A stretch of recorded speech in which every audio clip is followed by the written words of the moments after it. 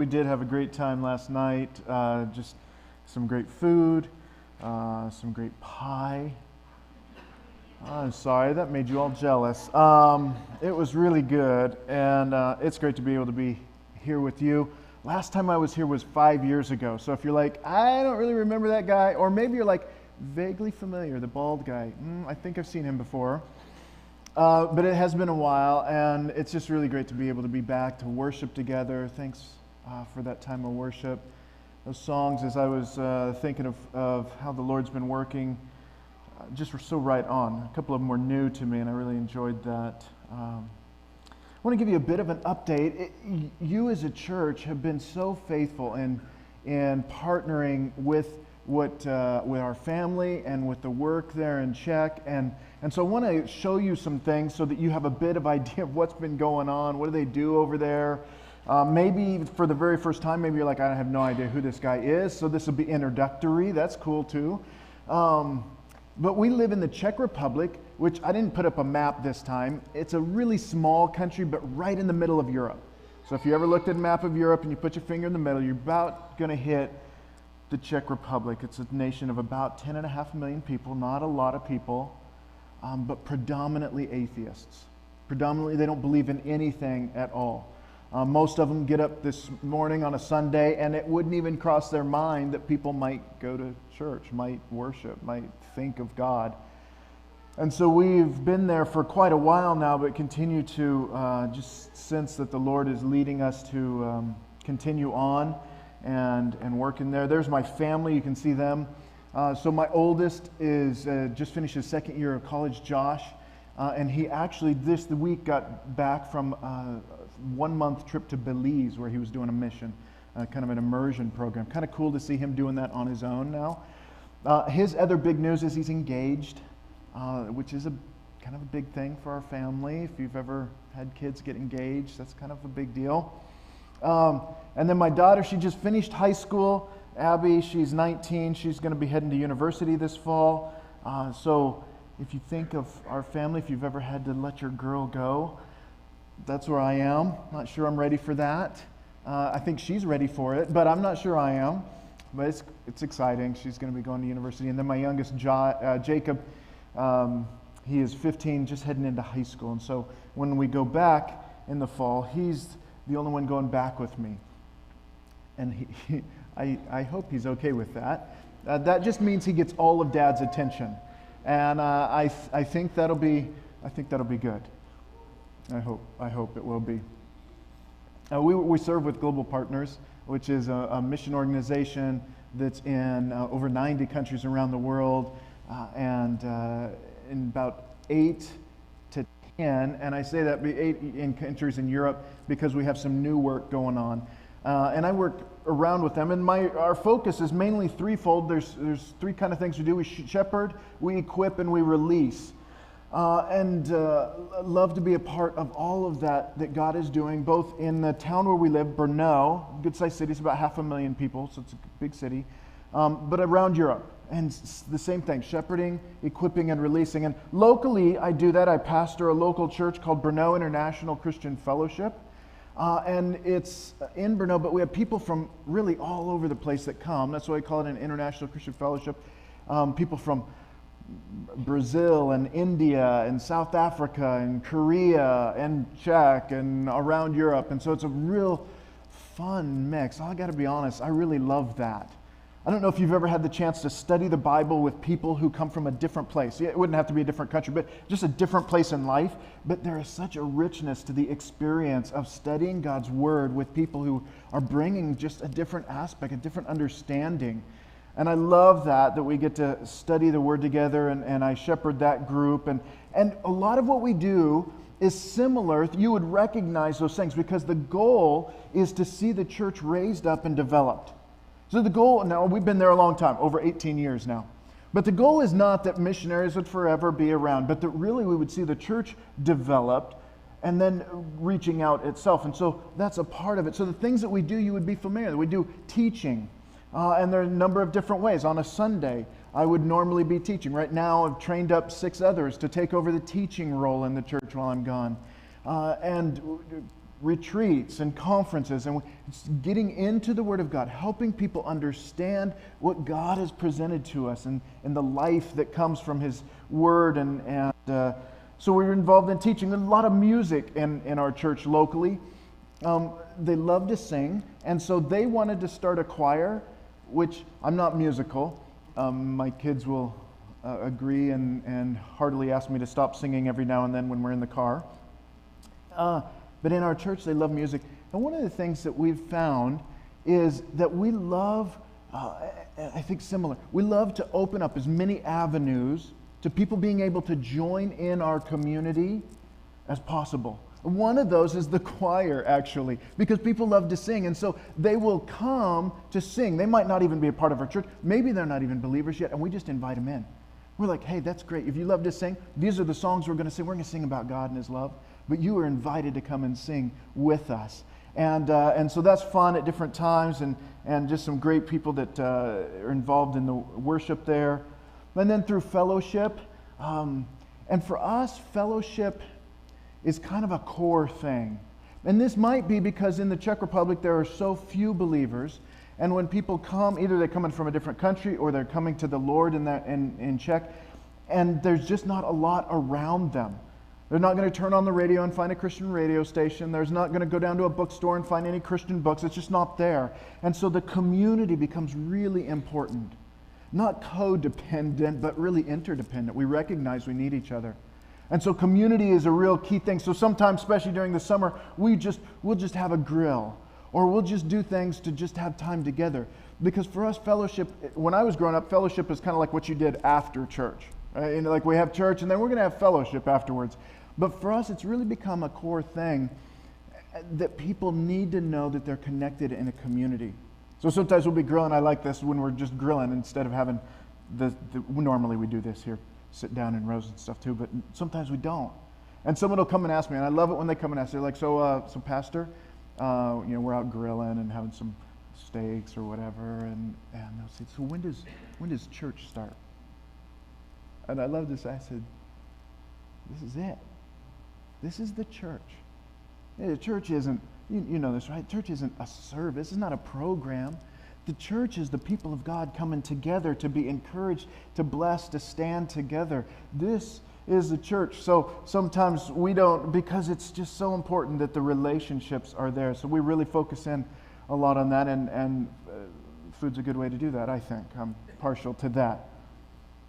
We really reach out as well, try to the next generation, the younger people. 5 years ago when I was here, actually we didn't have any kind of youth program in our local church. And in these last 5 years, that's gotten started, and it's been just neat to see, again, everything that we try and do, we're trying to include other people who don't come to the church. That can be an avenue where they can become a part of the community, and as they're a part of the lives of believers, that they get to know the Jesus that we serve, that has given us life and forgiveness. And then and again, these are, I think, similar things to probably what you're doing, but we try and care for our community. In Czech, people ask, how's that been over the last couple of years with the virus? This spring was really tough. And what we noticed is early on, there was a lot of care in our community and in our city for frontline workers. That kind of tapered off. People just kind of got tired. And so we noticed this spring that things were really hard, but there wasn't a lot of care or emphasis given to some of the workers in the hospitals. And so we just went down and asked, hey, could we come? We're a small group, but there are some hard-hit departments in the hospital locally. Could we just bring something maybe once a week? Some baked goods, maybe some fresh juice. Just a little thing that says thanks. We're praying for you. We just appreciate it. We know you're under a lot of stress. You're doing a lot of hard work. To just be able to try and care for our community. For some of those who weren't able to join with us, to be able to send boxes to them. Just to try and reach out, as we all are trying to do. It was kind of neat in the hospital. A couple of weeks after we got this set up, that we would go in once a week, Thursdays in the afternoon, just take something for those departments. A couple of weeks into that, the director of human resources called and said, hey, could we get together for coffee? I'd like to just talk to you. And so we sat down for coffee, and she said, tell me a little bit more about your group. Because we got a lot of foreigners at our group, like non-Czech people. And she's like, I don't understand. Why would you want to do this? And I had a chance just to talk to her a little bit. I said, "Oh, okay, all right." A couple weeks later, she called, and she said, could we have coffee again? Which I'm always up for as well. And I said, sure. And she said, because Czech would be historically a Catholic area, and they said, we have a priest who kind of comes around every once in a while. He'll talk to people if they want that. He said, but we have more international people and others who are coming, and I've noticed that your English is pretty good. I think that was a veiled way of saying my Czech wasn't so great. But be that as it may, so I was like, yeah, I do okay in English. And she said, we sometimes have people here who don't speak Czech, and they would really like to talk to someone or maybe have someone pray with them. Could we call you if we ran into that? When we were beginning to take things, we were not trying to wiggle our way, to scheme our way in. But have you seen this? That when we care for people, God opens up doors? That we weren't really even thinking like, okay, how can we get in so we can go? We just care for people, and God begins to open up those doors. And it's neat to see as He was doing that. Those are some of the ways that we shepherd. Equipping is really a part of it. And I mentioned I've trained up some others to take over the teaching of the church when I'm gone. And around Europe, I work with pastors and church leaders and a network of churches who are developing and being able to be equipped and do that through conferences or training times. And it's just exciting to see as they are being raised up. And then as they're being raised up to get a chance to then lead in conferences as well as they're training each other. And then there's this releasing thing that we do, because that's really part of the goal, is that we train people up, but then we release them into the ministry. And this is where I really find a lot of enjoyment in watching as God's Spirit just empowers people to go forth and do things. And some of it is new church leaders in Albania, or one of them that I really like is in the UK.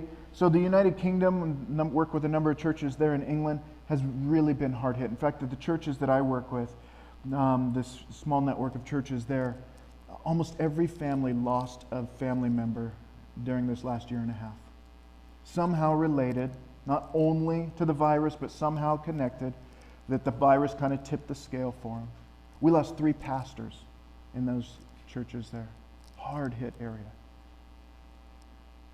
And there was a church plant getting ready to get started just before lockdown into an urban area in Birmingham in the UK. And then everything shuts down. And all this preparation. And they're like, oh, what do we do? Like, we were prepared to go in and we were going to reach some people who weren't being reached. And they say, you know what? As they prayed, we just feel like the Lord's still leading us on. And so they started online, brand new church. The target age for that church in the urban setting is 13 to 19. And they said, you know what? More than ever, those ages need to have hope. They need a place where they can be heard. They need a place where they can gather together. And so they started this church all online because they knew that there was such a need, maybe now more than there was even before, for them to connect people in need with the hope and the forgiveness and the grace of Jesus Christ.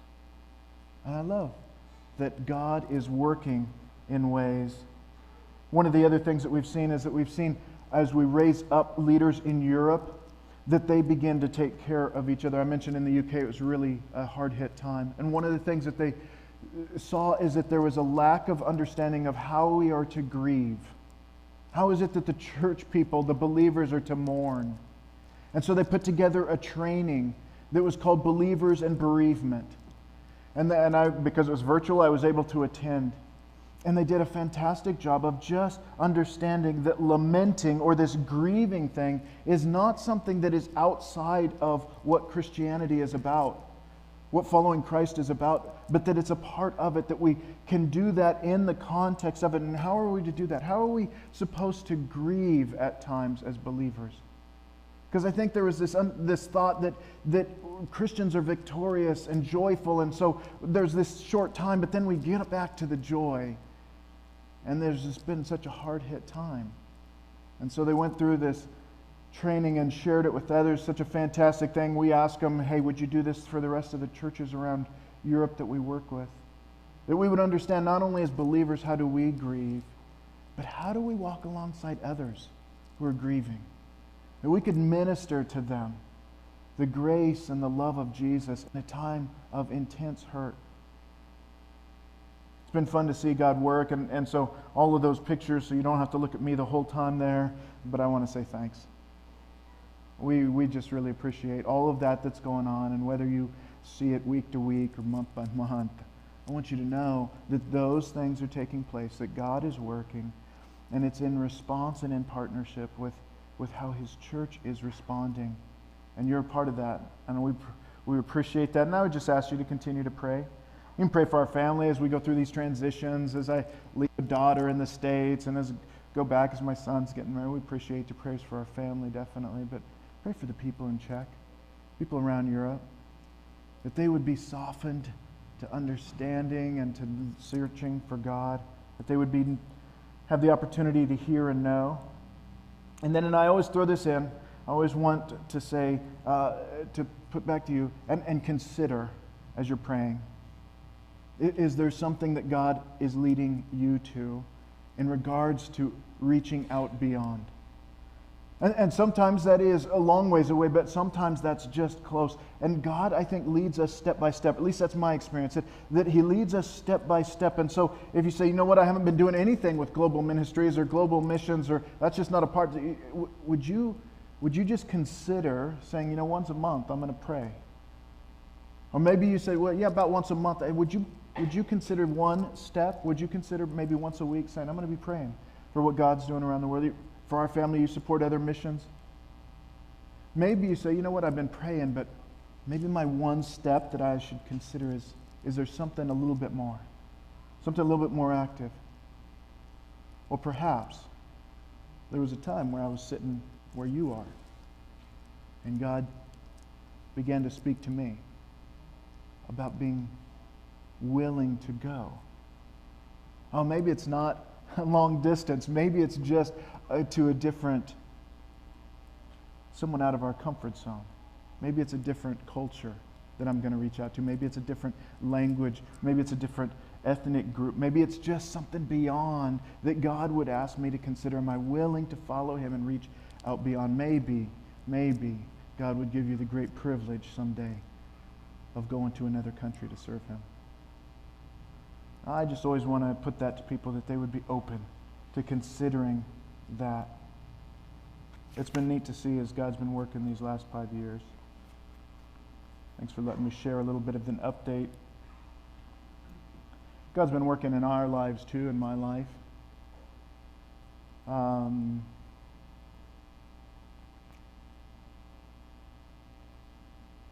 years ago when I was here, was right about the time that my wife passed away. It was in June 5 years ago. And honestly, when she passed away, I didn't know if the mission organization would allow us to go back on. I didn't know. Is it even smart, send a single dad back over? Thankfully, early on, they let us know if we felt the Lord's leading, they are behind us, and they've been a wonderful organization to support and care for us during this time. And we did sense the Lord leading us to continue on. We didn't sense any change in that leading and that calling on our lives. But if you've gone through loss, you know that there's a real intense grief that's connected with that. And I definitely was in that when we returned. It was really intense. It was a time, quite honestly, of surviving. Had kids, had responsibilities, had to get up, take care of the laundry, had to do the dishes, get some food on the table, but it was a real time of surviving when we first returned 5 years ago. And I'd like to think that that would just go on for a short period of time, and then you kind of get it back together. And boy, it took a long time, a lot longer than I would have wanted necessarily. This time of surviving, and I think I came to a place to begin to realize that I was stuck. I heard something one time, and it was a TED Talk. I don't always listen to them, but every once in a while I do. And God just used this particular one to help me. And it was a lady talking about grief, and she talked about this struggle to move on. And she said, I don't even like that language, and I just resonated with that because I didn't want to let go. I didn't want to let go of all the great things that my wife and I had experienced, the 20 years that we had been together, all the fun. I didn't want to let go of that. And so I didn't like this idea of moving on, because in my mind it had the idea that you close that chapter and then you move on. And you're done with that, and then you go on. And I didn't want to. And she said what helped her, and was God just used it to help me. He said, instead of moving on from something, but we do have to move forward. But the way we move forward is we move forward with everything that's been in our lives. All the great and all the hard and all the bad. We move forward, and that's all a part of who we are. We don't leave it behind somehow and then get a fresh start. Certainly when we come to Christ, there is a break from the old creation to the new, but in our life we carry things with us. They're a part of who we are and how God is going to work in us in the future. And so there's this understanding of moving forward with that was really helpful to me. And as I began to think that, and God began to work some healing in my own life, I realized that one of the things that had been missing in this intense time of grief was thankfulness. I just hadn't been thankful. And as I began to think of moving forward with, this thankfulness began to rise up. And I began to see that I could be sad and thankful at the same time. Thankful for all of the years. Thankful for all of the legacy that my wife had had while she was alive and continues even to have. That her life continues to make an impact in people's lives. And moving forward with that was a part of the healing that God was bringing to me. That was so needed, so helpful to me. And then we came into this time as went through a time of surviving and then kind of healing, moving forward a little bit, but with all of it. And then we would come around to this time that we've all been experiencing, this pandemic. And it doesn't really matter what we think of the specifics of it. It has affected all of our lives dramatically across the world. And I think it's been a very revealing time. Sometimes it's revealed good things. People maybe coming together to work. I think often it's been very revealing of some things that maybe weren't so positive. Very revealing as we look in and say, how has this affected me? How do I respond to this situation? How do I think of others and following God in all of that time? And we've faced that as well. Through all of that, one of the things that I've realized and noticed again is that God was present. There's a story of a young man in Scripture that I really like. Story of, he's in a big family. A lot of older brothers. He's the youngest one. And God early on in his life gives him this amazing picture, this vision of sorts, a dream of what is to come. Beautiful, for him at least. His family doesn't like it so much because in this vision of what is to come, he kind of rises up, the younger brother, and all of the others are to follow him. That doesn't sit well. He's a young guy, and so if you ever had younger brothers who thought they were going to one day rule you, you might not respond really well either. His brothers don't. They are not real happy with this. In fact, so much so that they want to get rid of the younger brother. Not just send him out of town, like get rid of him. That's bad family dynamics right there. I just want you to know we don't look for that. That is not the biblical principle we're going for. But this young man and so his older brothers get together. They're about to take him out permanently, and they stop just short because he's family, you give a little grace. And so they sell him instead into slavery. That's their step back. Horrible. He gets sold into slavery, sent to another country, and he's now a slave in another country. It's another language, another culture. He doesn't know the people at all. But he's a pretty good guy. Outside of maybe it wasn't real wise to brag about his dream to his older brothers. Other than that, he's a pretty good guy. And so he's a good slave. And so he rises up. If there is a title for top slave, this guy gets it. He is head slave in the household, but the whole time he's still a slave.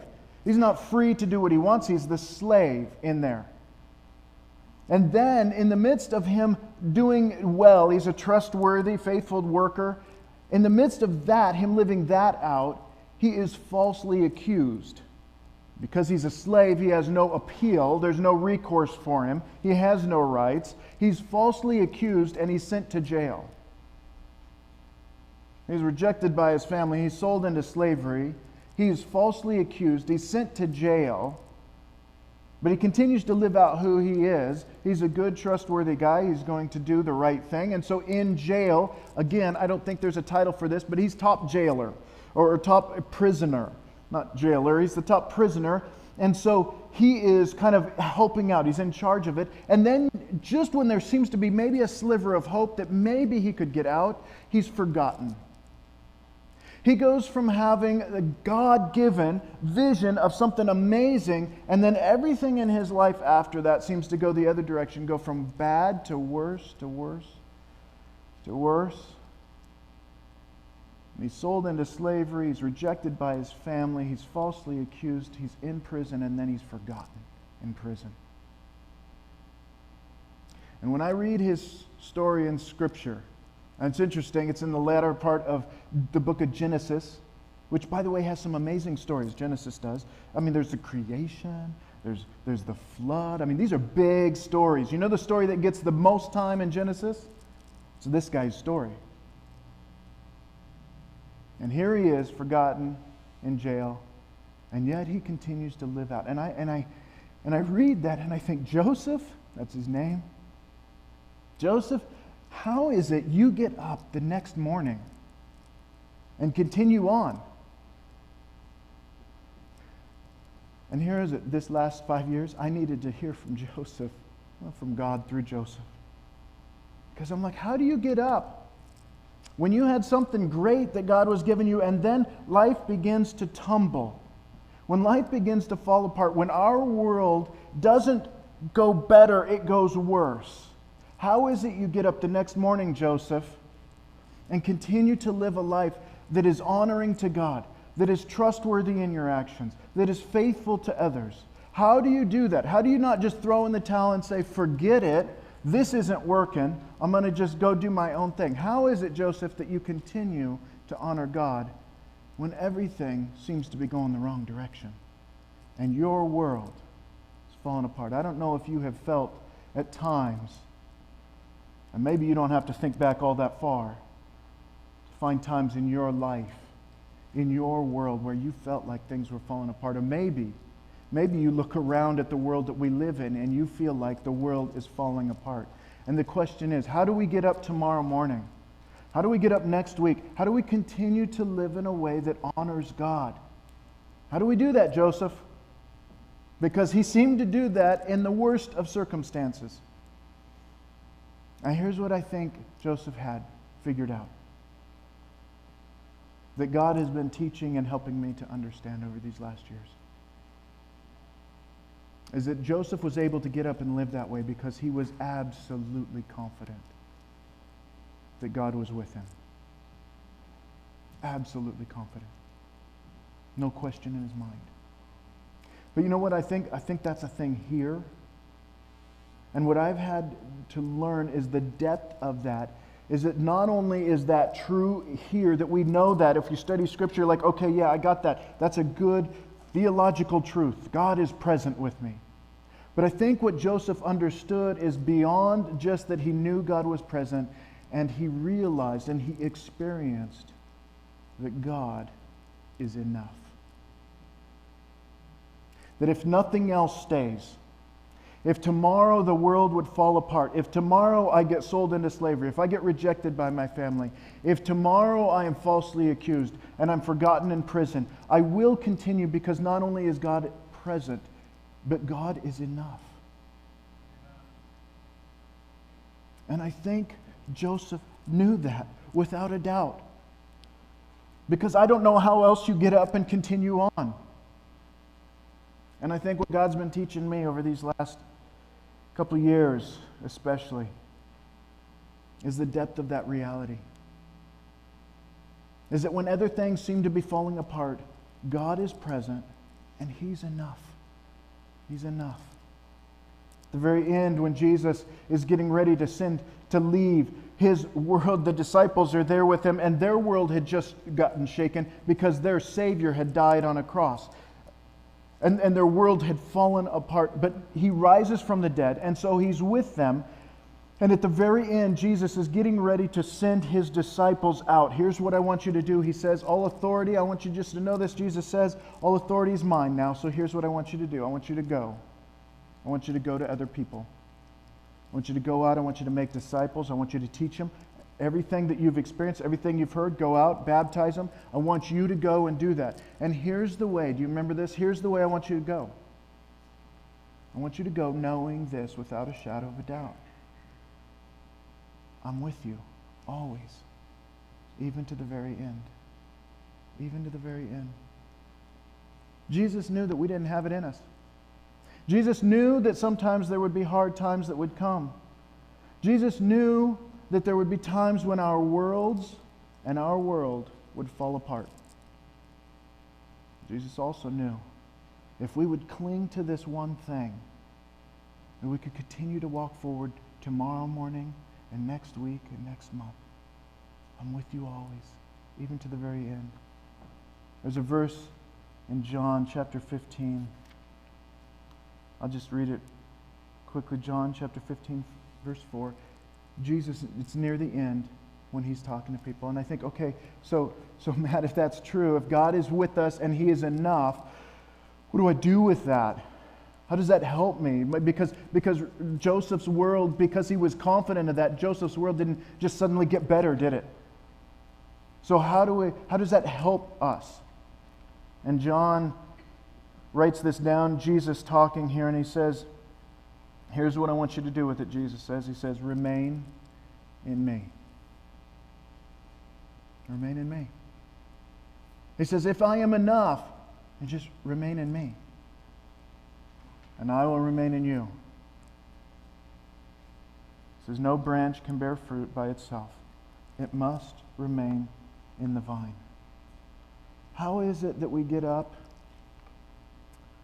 tomorrow morning and the next morning, not knowing what will come, but confident that we can walk, confident that we can continue on? It's knowing that Jesus is with us, and He is enough, and that when we remain in Him, ministry doesn't happen because of some program.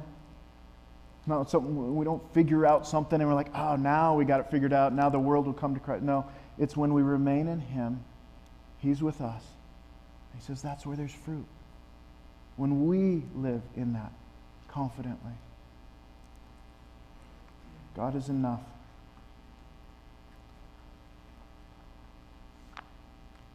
That doesn't save us from hard times. But it helps us walk through them in ways that are not defeated. They give us strength to get up and continue on. And when I look around and see God working, I'm reminded that He is with us. And He is enough. And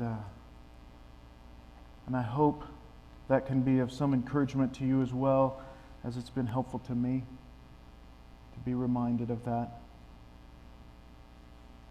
That He's got great things in store as we walk with Him. He's got great things in store for the people of Rochelle. He's got great things in store for the people of Czech Republic and Europe. They might not know it, and it might not look like what we expect. It didn't for Joseph.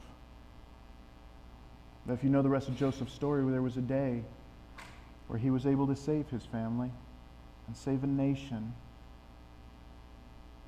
because he didn't give up. He stayed, and he was confident. And we don't know. Joseph didn't stay with God in those interim days because he knew what was coming. He didn't know what was coming. And you and I don't either. But God is working, and He is enough. Thanks. Thank you, Matt.